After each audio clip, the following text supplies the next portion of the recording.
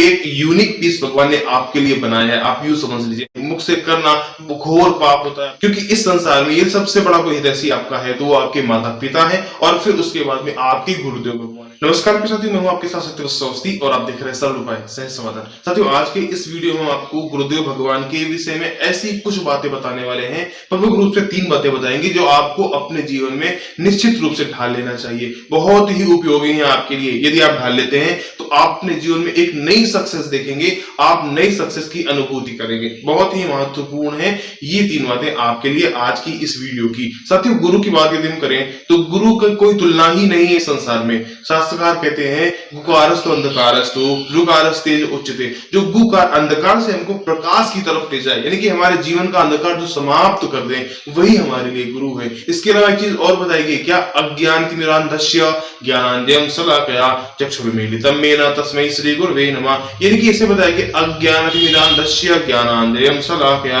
यानी जो अज्ञानता रूपी अंधकार से हमको ज्ञानांजन शलाकया, ज्ञानांजन रूपी शलाका के माध्यम से हमारे अंधकार को दूर कर दे, यानी हमारी आंखें खोल दे, वही हमारे लिए गुरु है। तस्मै श्री गुरुवे नमः। ऐसे गुरुदेव भगवान को नमन है, प्रणाम है। गुरु की महिमा एक अलग ही है, एक यूनिक पीस भगवान ने आपके लिए बनाया है। आप यूं समझ लीजिए मोटी भाषा में, ठीक है। तो आप कहेंगे इतना सब कुछ बता दिया फिर भी ये नहीं बताया कि गुरु है कौन, माने किसको गुरु। तो शास्त्रकार कहते हैं प्रेरका सूचक शैव वाचकी दर्शक तथा, जो हमें प्रेरणा दे, जो हमको सच बताए, जो हमारे लिए कुछ शिक्षा दे, हमें कुछ रास्ता दिखाए, हमें कुछ बोध कराए, वो सभी क्या है? गुरुदेव हैं, साक्षात गुरु हैं, गुरु के समान है। इनकी हमें तुलना किसी और से नहीं करनी चाहिए। गुरु साक्षात भगवान का स्वरूप होते हैं, आपको उनका सम्मान अवश्य करना चाहिए।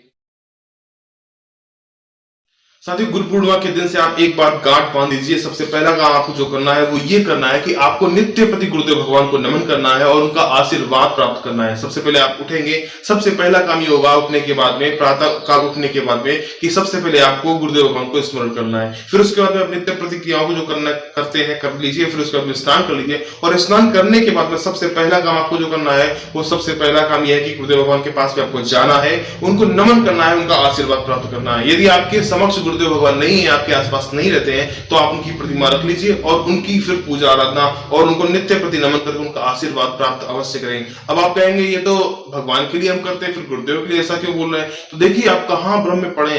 गुरुदेव जो है ना, साक्षात भगवान स्वरूप ही है, तभी तो गुरुदेव भगवान बोला जाता है ना। शास्त्रकार खुद कहते हैं गुरु ब्रह्मा गुरु विष्णु गुरुदेवो महेश्वरा गुरु साक्षात पर ब्रह्म तस्मै श्री गुरुवे नमः। यानी कि गुरु ही साक्षात ब्रह्मा है, साक्षात विष्णु है, साक्षात महेश है। गुरु साक्षात परम ब्रह्म, साक्षात परमात्मा का स्वरूप है गुरुदेव भगवान, इसलिए उनको नमन अवश्य करना चाहिए। गुरु के लिए तो यहां तक बोल दिया गया, क्या अखंड मंडलाकारम व्याप्तम मेन चराचरम तत्पदम दर्शितम मेना तस्मै श्री गुरुवे नमः। अखंड मंडलाकारम व्याप्तम एन चराचरम, जो इस अखंड ब्रह्मांड में जो कुछ भी व्याप्त है, क्या व्याप्तम एन चराचरम, जो भी चर और अचर रूप में व्याप्त है इस संसार में, वह सब कुछ यदि कोई देखने में समर्थवान है, सामर्थ्य रखता है, तो वो सिर्फ और सिर्फ कौन है? गुरुदेव भगवान है। इतनी बड़ी महिमाएं, इतनी तुलना बड़ी किसी की नहीं जाती जितनी गुरुदेव भगवान की कर दी गई। क्योंकि इस संसार में ये सबसे बड़ा कोई हितैषी आपका है तो वो आपके माता पिता है और फिर उसके बाद में आपके गुरुदेव भगवान है। इसलिए आपको नित्य प्रति गुरुदेव भगवान को नमन कर उनका आशीर्वाद अवश्य प्राप्त करना चाहिए। साथियों, दूसरी बात जो है गुरु पूर्णिमा के दिन आपको गांठ बांधनी है वो ये है कि कभी भी आपको गुरुदेव भगवान की बराबरी नहीं करनी चाहिए। गुरुदेव भगवान एक अपने आप में यूनिक स्थान है, कोई उसकी बराबरी कर ही नहीं सकता। आप भी मत हिम्मत करिए, क्योंकि शास्त्र इसके विषय में कहते हैं नीच सय्यासनं चास्य सर्वदा गुरु सन्निधौ गुरोस्तु चाक्षुषुर्विषये न यथेष्टासनो भवेतो। साथियों, इस प्रमाण बताया गया कि आपको कभी भी गुरुदेव भगवान की बराबरी नहीं करनी चाहिए। गुरुदेव के सामने कभी भी अगर साथ में आपको बैठना हो तो हमेशा आप उनसे नीचे आसन पर बैठें, कभी भी आप उनकी बराबरी करने की कोशिश मत करें। और यदि आप बैठे हैं और आते हुए देख रहे हैं कि गुरुदेव भगवान आपके समक्ष आ रहे हैं, आपके गुरु आपके पास आए हैं, तो आपको तुरंत तत्क्षण आपको उस आसन को त्याग देना चाहिए, खड़े हो जाना चाहिए। और सबसे पहला काम यही है कि आपको गुरुदेव भगवान को नमन करना चाहिए। जब आप देख रहे हो कि आपके गुरुदेव भगवान भगवान आपके पास आ रहे हैं, क्योंकि इस गुरु की महिमा जितनी भी वर्णित की जाए ना, वो सब कुछ छोटी है, तुच्छ है, कोई शब्द ही नहीं है गुरु के विषय में। क्योंकि शास्त्र में कहा है कि मित्र बहुनोक्तेन कोटि शास्त्र सुतेन च, मतलब करोड़ों शास्त्र में भी कुछ अगर हम पढ़ें तो उनके भी हम कुछ पढ़ नहीं सकते हैं, और उनकी यदि हम कोई तुलना करें किसी से, कुछ उनके बारे में कहना चाहें तो भी हम कुछ नहीं कह सकते हैं, क्योंकि उनके लिए कोई शब्द ही नहीं है। जितने शब्द लिखे जाए वो सारे के सारे छोटे हैं, तुच्छ हैं, कोई कोई मतलब कोई क्या होता है, कुछ है ही नहीं उनके बारे में कहने को। तो आपको दूसरा काम समझ में आ गया कि आपको हमेशा गुरुदेव भगवान के नीचे आसन पर बैठना चाहिए, कभी भी उनकी बराबरी नहीं करनी चाहिए। देखिए साथियों, गुरुदेव से आपकी भिन्नता हो सकती है, लेकिन गुरुदेव से ज्यादा आपकी योग्यता नहीं हो सकती है। ना तो आप उनसे ज्यादा योग्यता में बड़े होंगे, ना तो उम्र में उनसे ज्यादा बड़े होंगे, और ना ही आप तजुर्बे यानी कि अनुभव में उनसे ज्यादा बड़े होंगे। सब में आप छोटे ही हैं, तो फिर अपने आप को छोटा ही रखिए ना। जब आपने उनको गुरु बनाया ही है तो फिर आपको उनको गुरु ही समझना चाहिए, अपने आप को उनका गुरु मत मान लीजिए।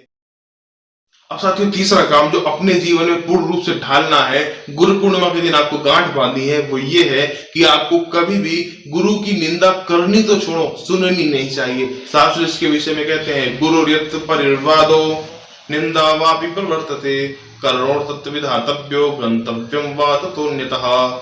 साथियों, ऐसा बताया गया, गुरु यत्र परिर्वादो, यदि गुरु की निंदा कहीं होती है तो आपको तत्क्षण तुरंत आपको उसका विरोध करना चाहिए। यदि आप विरोध नहीं कर सकते हैं तो आपको अपने कान बंद कर लेने चाहिए। यदि आप ये भी नहीं कर सकते हैं तो आपको तुरंत उस स्थान को त्याग देना चाहिए, उस स्थान को छोड़ करके आपको कहीं और चले जाना चाहिए। लेकिन ना तो गुरु की निंदा सुननी चाहिए और ना ही अपने मुख से करनी चाहिए। मुख से करना घोर पाप होता है, आप इतना समझ लीजिए। कभी भी गुरु की निंदा सुननी तो चाहिए ही नहीं, करनी भी नहीं चाहिए। करना तो महापाप होता है, क्योंकि जो आपको सब कुछ सिखाता है, यदि उसके लिए आप द्वेष भाव रखते हैं तो आप घोर नरकगामी हैं, इतना आप समझ लीजिए। तो ये कुछ 3 बातें थी जो हमने आपको आज के इस वीडियो में समझाई। आशा करते हैं आपको पूर्ण रूप से समझ में आ गई होगी। मिलते हैं अगले वीडियो में, तब तक के लिए नमस्कार।